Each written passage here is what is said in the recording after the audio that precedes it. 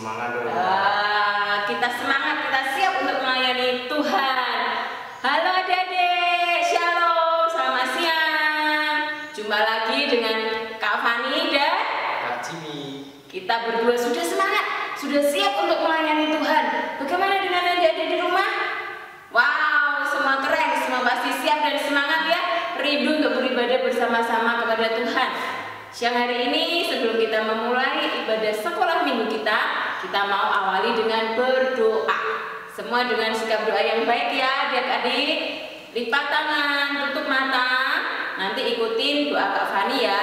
Semua adik-adik di rumah siap untuk berdoa dengan sikap yang baik. Ayo, mari kita berdoa.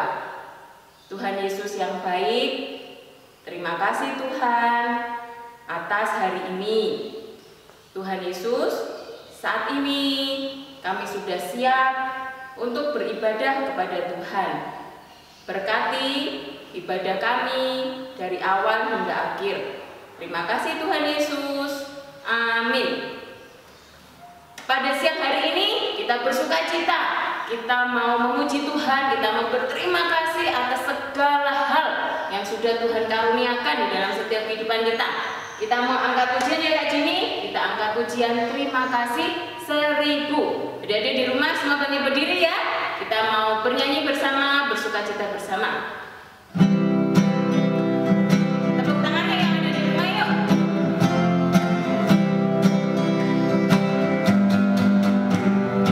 Surya bersinar, udara segar, terima kasih.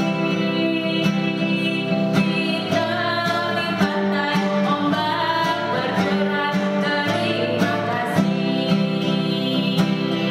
Terima kasih 1000 pada Tuhan Allahku. Aku bahagia karena dicinta, terima kasih. Sekali lagi ya. Surya bersinar, udara segar, terima kasih. Di tepi pantai ombak berderai, terima kasih. Terima kasih 1000. Terima kasih 1000 pada Tuhan Allahku. Aku bahagia karena dicinta, terima kasih. Oke, kita selalu mengucap syukur sama Tuhan dalam segala situasi apapun yang sedang kita alami. Kak Jimmy, pernah nggak Kak Jimmy merasakan sedih? Wah, pernah loh. Merasa ada dalam masalah? Juga pernah. Iya, terus pernah nggak seolah-olah merasa kok Tuhan kayaknya meninggalkan saya ya? Pernah loh. Pernah. Kita semua pasti pernah merasakan hal itu. Kak Fani juga pernah. Tetapi kalau kita dalam masalah, kita dalam kondisi sedih, biasanya siapa yang lebih dahulu menolong kita? Tuhan Yesus Tuhan Yesus, karena Tuhan Yesus selalu ada buat kita. dan Tuhan Yesus sangat baik. Tuhan Yesus itu selalu baik, sangat baik buat Kak Jimmy, buat Kak Fani, dan buat adik-adik semua. Jadi kita harus setiap hari belajar, terus percaya bahwa Tuhan itu selalu baik, sangat baik, dan ada buat kita, buat adik-adik, buat semuanya. Dan adik-adik percaya bahwa Tuhan yang selalu menjawab setiap doa-doa kita. Makanya setiap hari kita harus semakin mengasihi Tuhan dan selalu memuji namanya. Mari kita sama-sama angkat pujian God is so good.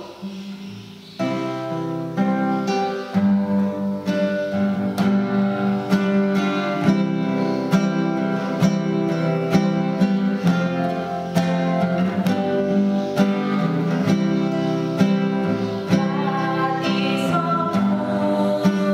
God is so good.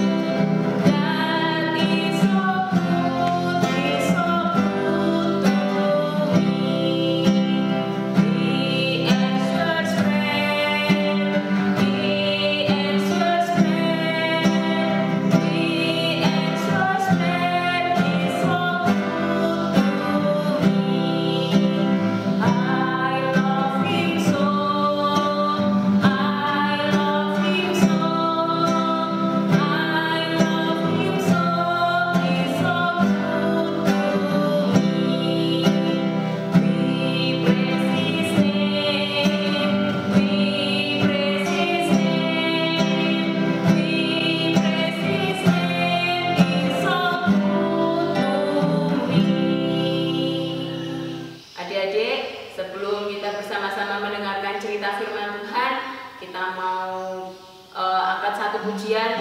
bagi Tuhan tak ada yang mustahil.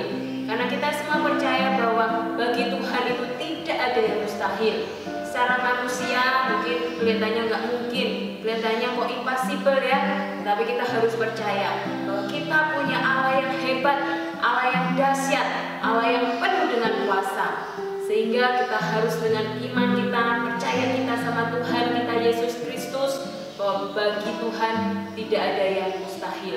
Apa yang difirmankan Tuhan itu pasti akan digenapi oleh Tuhan. Mari kita angkat pujian, bagi Tuhan tak ada yang mustahil.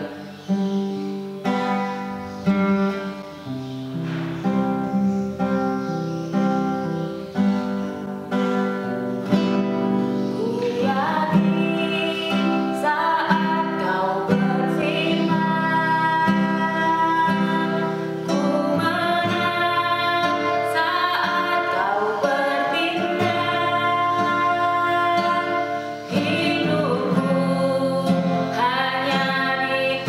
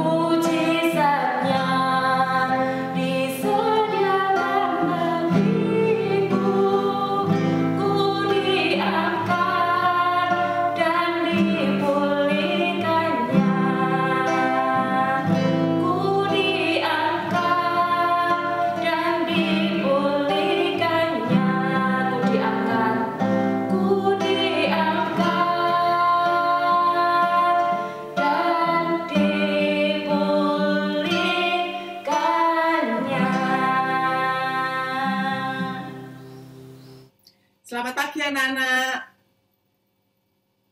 Ya, anak-anak sudah memuji dan memuliakan Tuhan.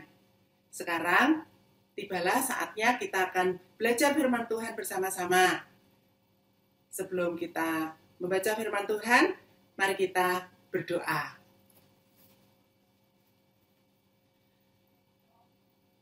Tuhan Yesus, terima kasih kami boleh memuji dan memuliakan Tuhan. Sekarang kami akan belajar firman Tuhan. Kiranya Roh Kudus yang akan menolong kami untuk kami boleh mengerti, mengingat, dan melakukan firman Tuhan. Tolonglah kami ya Tuhan, karena kami percaya firman Tuhan adalah pegangan hidup kami, petunjuk hidup kami. Terima kasih, kami menyerahkan waktu ini ke dalam tangan kasih Tuhan. Ampuni untuk segala dosa dan kekurangan kami. Dalam nama Tuhan Yesus, Juru Selamat kami yang hidup, kami sudah berdoa dan mengucap syukur. Amin. Anak-anak, sebelum kita membaca firman Tuhan, Bu Ratna ingin bertanya kepada anak-anak. Anak-anak, siapa yang pernah menghadapi kesulitan, menghadapi masalah?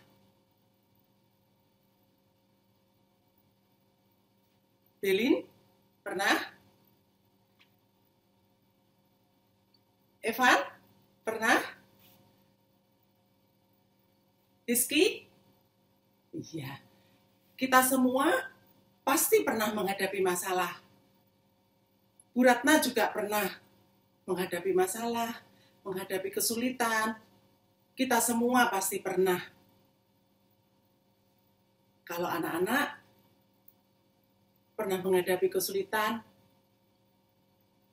contohnya apa? Ya, contohnya sekolah. Mungkin kesulitan di dalam pelajaran tertentu.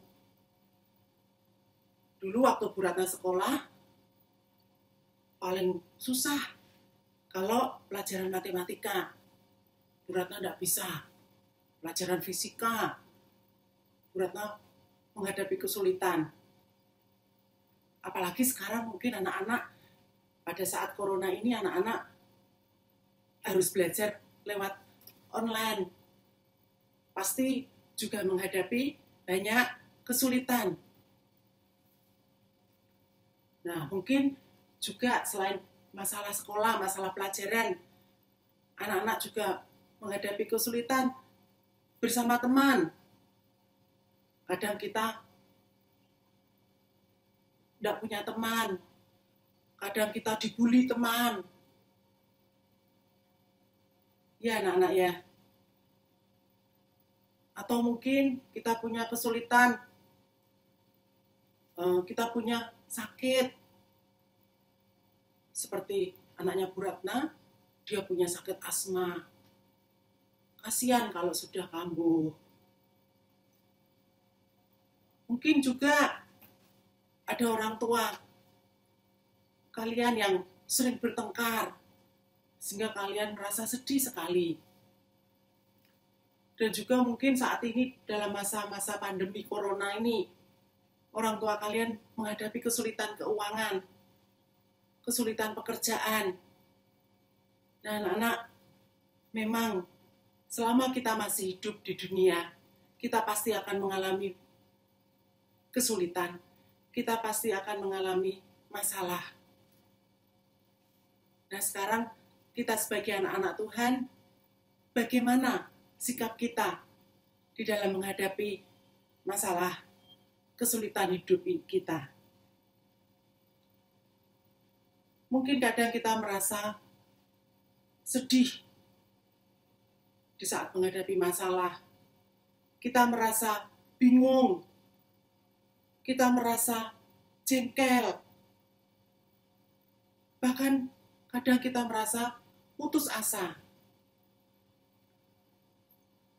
Atau mungkin suatu saat kita pernah marah protes dengan Tuhan. Kenapa ya Tuhan? Kok begini hidupku? Nah, anak-anak, pagi ini kita akan belajar firman Tuhan. Kita akan melihat bagaimana seharusnya kita anak-anak Tuhan di dalam menghadapi setiap masalah, di dalam menghadapi kesulitan hidup ini. Apakah ada pengharapan di dalam menghadapi masalah? Biarlah firman Tuhan pagi ini boleh menguatkan iman kita sebagai anak-anak Tuhan di dalam menghadapi setiap masalah atau kesulitan kita. Dan biarlah firman Tuhan ini tidak berlaku saat ini saja, tetapi untuk seterusnya boleh menguatkan iman kita di dalam kita menghadapi kesulitan hidup, di dalam menghadapi masalah kehidupan. Nah, anak-anak, kita akan bersama-sama membaca firman Tuhan, mendengarkan firman Tuhan dari Keluaran pasal 1 ayat 1 sampai pasal 2 ayat 10. Keluaran pasal 1 ayat 1 sampai Keluaran pasal 2 ayat 10. Memang agak panjang bagian Alkitab yang akan kita baca pagi ini. Tetapi tidak apa-apa ya. Firman Tuhan itu luar biasa anak-anak. Kalau kita mau sungguh-sungguh belajar dan merenungkan, kita pasti akan mendapat berkat. Ya, ayo kita akan bersama-sama membaca dan mendengarkan firman Tuhan. Kitab Keluaran. Inilah nama para anak Israel yang datang ke Mesir bersama-sama dengan Yakub. Mereka datang dengan keluarganya masing-masing. Ruben, Simeon, Levi, dan Yehuda. Isakar, Zebulon, dan Benyamin. Dan serta Naftali, Gad, dan Asher. Seluruh keturunan yang diperoleh Yakub berjumlah 70 jiwa. Tetapi Yusuf telah ada di Mesir. Kemudian matilah Yusuf, serta semua saudara-saudaranya dan semua orang yang seangkatan dengan dia. Orang-orang Israel beranak cucu dan tak terbilang jumlahnya. Mereka bertambah banyak dan dengan dahsyat berlipat ganda, sehingga negeri itu dipenuhi mereka. Kemudian bangkitlah seorang raja baru memerintah tanah Mesir yang tidak mengenal Yusuf. Berkatalah raja itu kepada rakyatnya, bangsa Israel itu sangat banyak dan lebih besar jumlahnya daripada kita. Marilah kita bertindak dengan bijaksana terhadap mereka, supaya mereka jangan bertambah banyak lagi. Dan jika terjadi peperangan, jangan bersekutu nanti dengan musuh kita dan memerangi kita, lalu pergi dari negeri ini. Sebab itu pengawas-pengawas Rodi ditempatkan atas mereka untuk menindas mereka dengan kerja paksa. Mereka harus mendirikan bagi Firaun kota-kota perbekalan, yakni Pitom dan Ramses.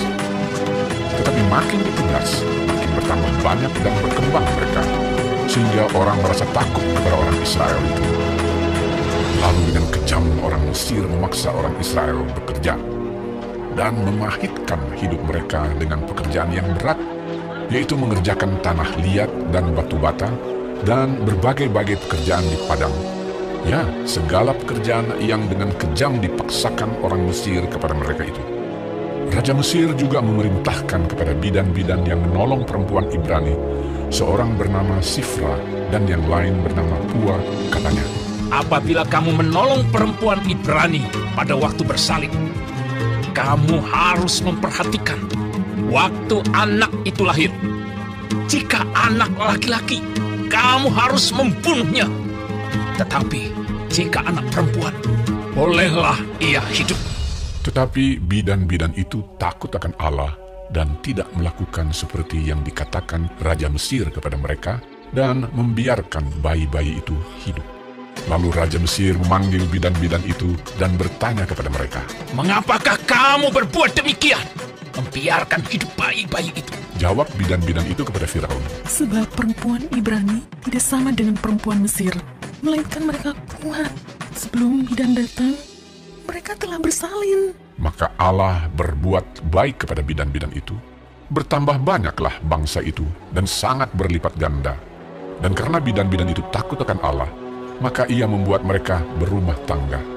Lalu Firaun memberi perintah kepada seluruh rakyatnya. Lemparkanlah segala anak laki-laki yang lahir bagi orang Ibrani ke dalam sungai Nil. Tetapi segala anak perempuan biarkanlah hidup.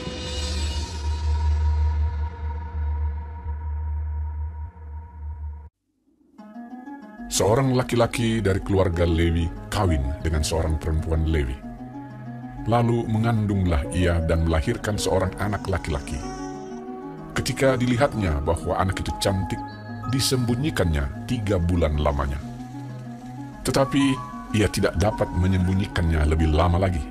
Sebab itu diambilnya sebuah peti pandan, dipakalnya dengan gala-gala dan ter, diletakkannya bayi itu di dalamnya, dan ditaruhnya peti itu di tengah-tengah teberau di tepi sungai Nil. Kakaknya perempuan berdiri di tempat yang agak jauh untuk melihat apakah yang akan terjadi dengan dia. Maka datanglah putri Firaun untuk mandi di sungai Nil, sedang dayang-dayangnya berjalan-jalan di tepi sungai Nil. Lalu terlihatlah olehnya peti yang di tengah-tengah teberau itu. Maka disuruhnya hambanya perempuan untuk mengambilnya. Ketika dibukanya, dilihatnya bayi itu, dan tampaklah anak itu menangis. Sehingga belas kasihanlah ia kepadanya dan berkata, Tentulah ini bayi orang Ibrani. Lalu bertanyalah kakak anak itu kepada putri Firaun. Akan kupanggilkah bagi Tuan Putri seorang inang penyusu dari perempuan Ibrani untuk menyusukan bayi itu bagi Tuan Putri? Sahut putri Firaun kepadanya. Baiklah, Lalu pergilah gadis itu memanggil ibu bayi itu. Maka berkatalah putri Firaun kepada ibu itu, bawalah bayi ini dan susukanlah dia bagiku. Maka aku akan memberi upah kepadamu. Kemudian perempuan itu mengambil bayi itu dan menyusuinya. Ketika anak itu telah besar, dibawanyalah kepada putri Firaun yang mengangkatnya menjadi anaknya dan menamainya Musa, sebab katanya, Karena aku telah menariknya dari air. Ini adalah kisah kelahiran Musa. Bertahun-tahun setelah Yusuf dan keluarganya pindah ke Mesir, orang-orang Israel beranak cucu sampai jumlahnya banyak sekali. Nah, pada zaman itu ada seorang Firaun baru yang tidak mengenal Yusuf. Ia khawatir karena jumlah bangsa Israel ini kok banyak sekali gitu. Nah, setelah itu ia memutuskan untuk menindas bangsa Israel. Bangsa Israel disuruh kerja paksa, mendirikan kota-kota, disuruh kerja sangat keras, susah banget gitu.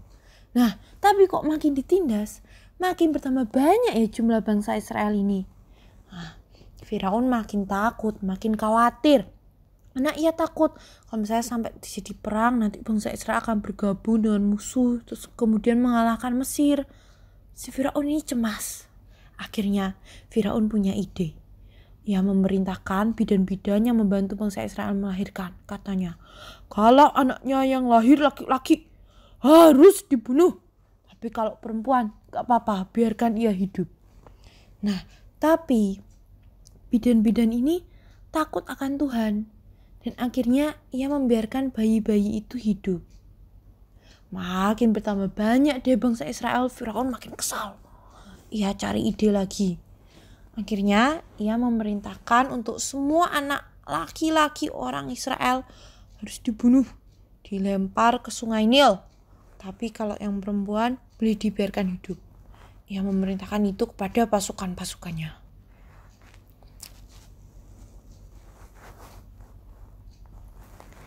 Nah, tentunya orang tua Musa berusaha untuk menyelamatkan Musa. Waktu itu masih bayi gitu. Mereka menyembunyikan Musa supaya jangan sampai ketahuan dan dibunuh. Berhasil, selama 3 bulan Musa berhasil disembunyikan. Nah, tapi tentunya menyembunyikan bayi kan gak gampang ya. Nah, jadi orang tuanya gak bisa lagi sembunyiin Musa. Nah, akhirnya orang tuanya ini membuat keranjang dari daun pandan. Kemudian bayi Musa ditaruh di dalamnya. Kemudian keranjangnya ini taruh di tepi sungai Nil, di antara rumput-rumput tinggi yang ada di air gitu. Nah, dan juga dijaga oleh kakak perempuannya, dari jauh diperhatikan, diikutin. Nah, pas sekali di sungai itu Putri Firaun sedang mandi bersama dayang-dayangnya. Terus Putri Firaun melihat peti ini. Waktu dibuka, wah, ada bayi Musa lagi menangis gitu. Jadi akhirnya Putri Firaun berbelas kasih. Nah, si kakak Musa ini bilang ke Putri Firaun, mau kupanggilkan seorang Israel untuk menyusui? Putri Firaunnya mau, dan akhirnya ibu Musa yang menyusuinya. Nah, akhirnya Musa tumbuh besar dan diangkat menjadi anak Putri Firaun dan diberi nama Musa, artinya karena aku telah menariknya dari air. Anak-anak, bangsa Israel saat itu menghadapi kesulitan yang luar biasa. Bangsa Israel menghadapi masalah yang luar biasa, anak-anak.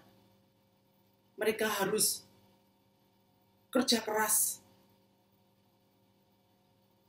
dan juga anak-anak mereka dibunuh oleh Raja Firaun.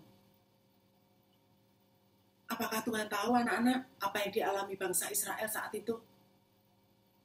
Apakah Tuhan tahu penderitaan yang dihadapi bangsa Israel saat itu? Ya, anak-anak.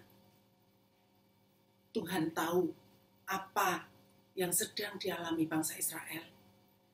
Tuhan tahu apa yang sedang dihadapi bangsa Israel. Kesulitan yang sedang dihadapi bangsa Israel. Tuhan tahu, anak-anak. Dan apakah Tuhan diam? Tidak, anak-anak. Tuhan sangat mengasihi bangsa Israel. Dan Tuhan sangat memperhatikan bangsa Israel. Sungguh ada pengharapan, anak-anak. Tuhan akhirnya menolong bangsa Israel pada saat bayi Musa diselamatkan oleh Tuhan. Ternyata Tuhan punya rencana yang indah untuk bangsa Israel. Tuhan akan menolong bangsa Israel melalui Musa. Setelah Musa besar, Musa dipakai Tuhan untuk menolong bangsa Israel. Anak-anak, melalui firman Tuhan pagi ini, kita belajar, kita percaya bahwa selalu ada pengharapan di dalam Tuhan. Tuhan akan memberikan kekuatan di dalam kita menghadapi masalah, di dalam kita menghadapi kesulitan. Tuhan juga akan menolong kita, dan percayalah anak-anak, Tuhan juga akan memberikan jalan keluar setiap masalah dan kesulitan hidup kita. Percayalah anak-anak, teruslah berharap hanya kepada Tuhan Yesus. Tuhan Yesus adalah satu-satunya penolong kita. Tuhan Yesus adalah pengharapan kita. Dialah yang selalu mengasihi kita, yang selalu memperhatikan kita, dan selalu menolong kita. Amin. Mari kita berdoa. Tuhan Yesus, terima kasih untuk firman yang boleh kami baca pagi ini. Tuhan, terima kasih ya Tuhan, melalui firman-Mu kami boleh dikuatkan bahwa kami sebagai anak-anak Tuhan, kami mempunyai pengharapan di dalam Tuhan. Biarlah Roh Kudus yang akan mengingatkan kami di saat kami menghadapi masalah, di saat kami menghadapi kesulitan. Kami boleh terus percaya dan yakin Tuhan Yesus akan memberi kami kekuatan, pertolongan, dan jalan keluar. Terima kasih ya Tuhan. Biarlah kami boleh terus berharap kepada Tuhan Yesus, dan kami boleh terus percaya hanya kepada Tuhan Yesus, satu-satunya penolong kami, pengharapan kami, dan keluarga kami. Terima kasih ya Tuhan. Di dalam nama Tuhan Yesus, kami sudah berdoa dan mengucap syukur. Amin. Kak Jimmy, saya mau tanya, Kak Jimmy pasti punya cita-cita kan? Punya dong. Kak Jimmy cita-citanya pengen jadi apa? Pengen jadi dokter. Wah, keren. keren. Hebat Kak. Sekarang Kak Jimmy kelas berapa? Kelas 3. Kelas 3 SMA. Berarti tahun depan pengen sekolah jurusan kedokteran. Tetap semangat ya Kak. Iya. Rajin belajar, terus bertekun di dalam membaca banyak buku dan percaya bahwa masa depan harapan Kak Jimmy sungguh ada di dalam Tuhan. Nah, adik-adik seperti Kak Jimmy tadi yang punya cita-cita ingin jadi dokter. Adik-adik cita-citanya ingin jadi apa? Pasti ada ingin jadi, saya dokter Kak, saya ingin jadi polisi, saya ingin jadi tentara, saya ingin jadi pilot Kak, saya ingin jadi chef, saya ingin jadi guru. Pasti adik-adik punya cita-cita yang bermacam-macam. Nah, adik-adik di dalam kita mengejar cita-cita kita, tentu kita harus rajin belajar, semangat di dalam belajar, membaca banyak buku, dan terus bermimpi, berlari di dalam mengejar cita-cita adik-adik semua. Terus pasti memberikan yang terbaik buat cita-cita adik-adik. Seperti sesuai dengan ayat hafalan kita hari ini ya, di dalam Amsal 23 ayat 18 yang berbunyi, karena masa depan sungguh ada dan harapanmu tidak akan hilang. Nah, hari ini kita akan belajar tentang satu lagu yang berjudul Penuh Harapan. Ini memang lagu baru ya adik-adik, tapi gampang, lagunya bagus, semangat, lirik-liriknya juga bagus. Kita sama-sama belajar ya dengan Kak Fani, dengan Kak Jimmy, kita akan belajar lagu baru. Adik-adik di rumah ngikutin ya, lagu baru ini judulnya Penuh Harapan. Yuk kita angkat pujian ini sama-sama.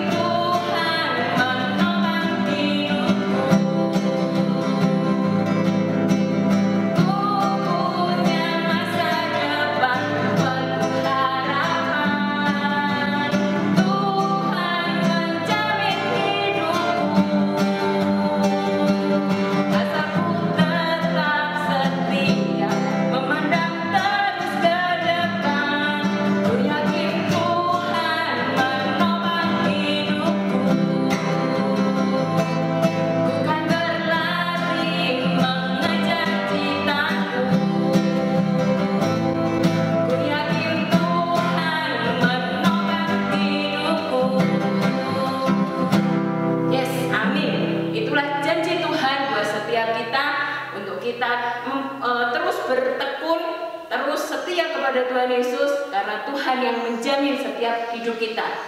Adik-adik, kita akan mengikuti aktivitas yang akan dibawakan oleh Bu Ani ya. Adik-adik yang dari rumah, tadi kita sudah memuji Tuhan, kita sudah mendengarkan firman Tuhan. Sekarang saatnya kita mau berkreativitas. Kreativitas kita pada pagi hari, pada siang hari ini kita mau membuat hiasan dinding yang berbentuk hati, ataupun mungkin anak-anak bisa membuat bentuk yang lain. Nah, dari cerita firman tadi bahwa kita sebagai anak-anak Tuhan yang percaya tetaplah berpengharapan hanya kepada Tuhan, karena masa depan kalian semua sungguh ada. Nah, seperti pada minggu-minggu yang lalu ya adik-adik semua, kita akan siapkan kertas warna-warni atau kertas BC seperti yang ada di sini.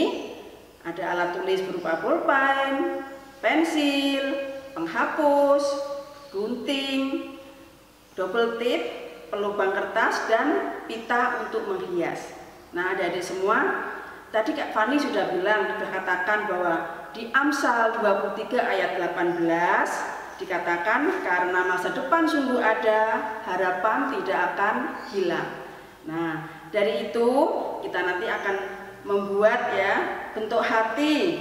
Nanti kalian bisa memotong bentuk hati ataupun mungkin bisa bentuk yang lainnya sesuai kreativitas kreasi anak-anak semua, kreasi adik-adik semua yang ada di rumah.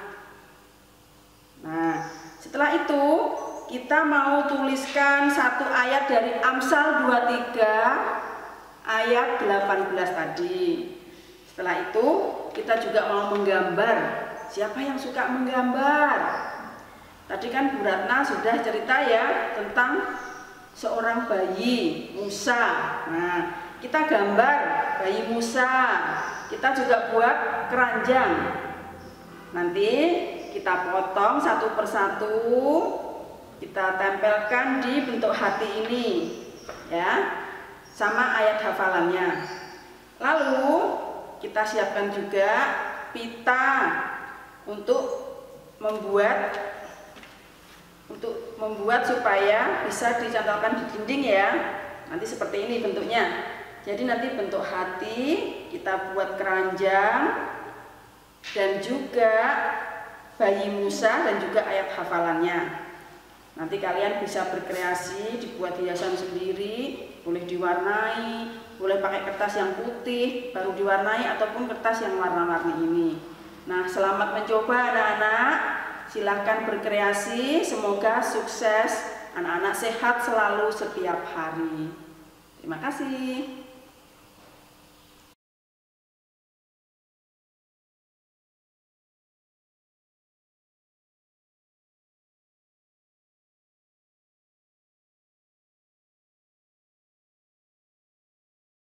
Adik-adik, sebelum kita mengakhiri ibadah kita pada siang hari ini, kita mau bersama-sama mengangkat satu pujian lagi, Yesus sayang semua. Yuk kita sambil bertepuk tangan ya menyanyikan pujian ini.